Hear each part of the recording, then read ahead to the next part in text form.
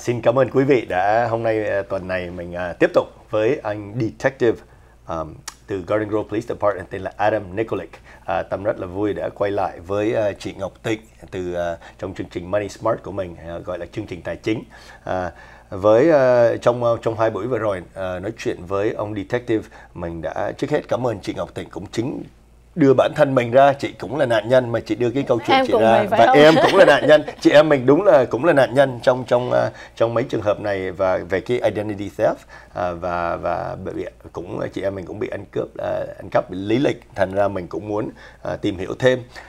First of all, thank you, Detective Nikolic, for returning and continuing this conversation, this very important conversation we're having in regards to us as victims of identity theft, as well as it being so common now in our community, in the Vietnamese community and in our business community now. I wanted to follow up with a question on digging. We wanted to understand from your perspective on what happens and how you go about investigating these cases, and just a little bit from your lens and perspective, something that we could appreciate more, especially as a victim or as a community member who doesn't really understand how the police department works or how these cases work after we report them. Sure. Yeah. Just like to say, I'm happy to be back. Thank you guys for having me. I'd be more than happy to explain that. I mean, essentially, how it originally starts, just to kind of break it down from the real kind of bare bones. You know, we have a victim where a crime happens. They report it to the police department. Typically, the report will be, you know, a patrol will respond to a report. They will take a police report, collect whatever information is needed, and then at which time, within, you know, maybe a couple days to a week, it'll get sent to a detective, such as myself. We'll essentially go through the report, and then when we read the report, we start to determine what exactly that we need, whether either from the victim or maybe we have possible suspect information. And just to kind of break down what that includes, when we read a police report, we try to see, do we need bank statement information, personal information from the victim, also if there's any type of available video surveillance.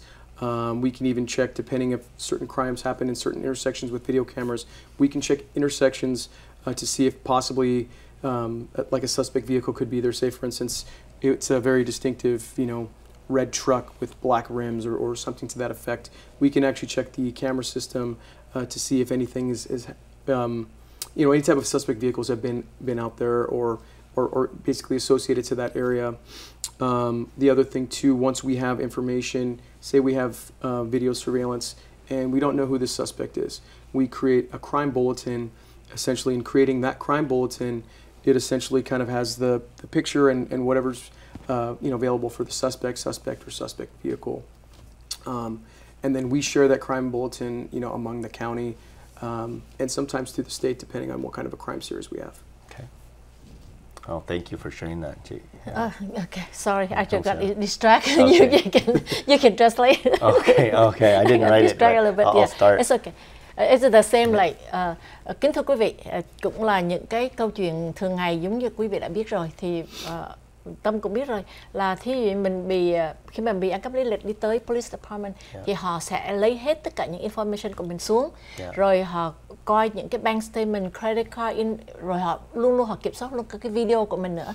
Thí dụ như mình nói rằng là như vậy, trường hợp nói là đi tới T-Mobile office, thì họ sẽ lấy những cái video của cái T-Mobile đó, họ coi cái ngày hôm đó là có ai là người làm việc cho mình, ai là người giúp cho mình, hoặc là nó có một cái kêu là cái black web, right? The black web nó ăn cắp lý lịch thẳng ngay trong cái system của T-Mobile chẳng hạn. Nhiều khi không phải tại cái video đó nữa trong cái tìm đó, nhưng mà là một cái hệ thống là của mấy cái người mà ăn cắp lý lịch qua internet nữa.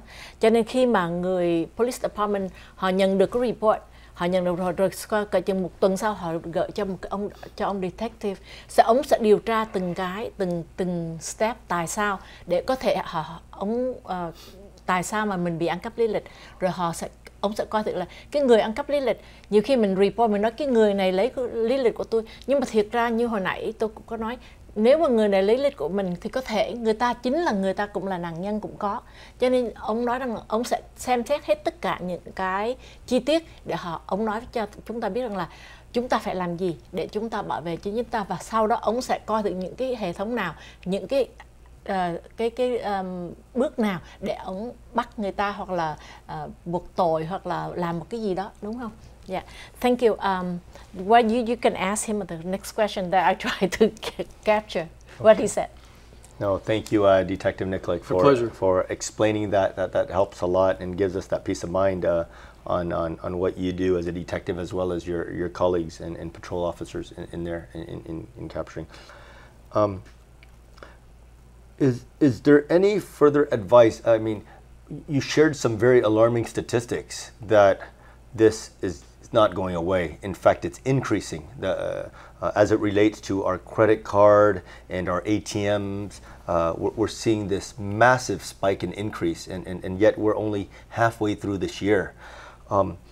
What are some words of advice that you have for us as members of the community, as business owners, and as people who rely so heavily now in our daily lives from our credit card to our ATMs? If you could give us some words of advice and things to watch out for as we become more vigilant. Yeah, where we got started from? Yeah, and where and places to do, and how do we become? No, absolutely. I mean, you know, the whole fraud thing it's very complex. I mean, it's rapidly growing. Criminals are, you know, using different devices like skimming devices. That's a big thing. You know, even just pumping gas at a gas station. You can insert your credit or debit card, and essentially, if there's some sort of skimming device attached to that, they can start pulling information and then start using that information. Another common place is like the ATM at like a Bank of America or any type of financial institution. Just normal, you know, at the drive-through window or even just the walk-through window.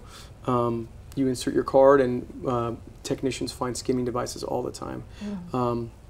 One of the things to really kind of help combat that, I would say, very much so, be diligent on, diligent on looking at the bank statements and, like you had mentioned, notifications on your phone. If there's some sort of suspicious transaction that you don't see, call your either credit card company or bank statement, financial institution. Call them right away to be able to kind of put a curb to that before it starts growing, getting worse and worse and worse. That would probably be one of the biggest things I would say. The other thing too, I know obviously using, you know, inserting a debit card or credit card, that type of stuff. I know some people have their information just by using it on the phone, scanning the phone and that type of stuff.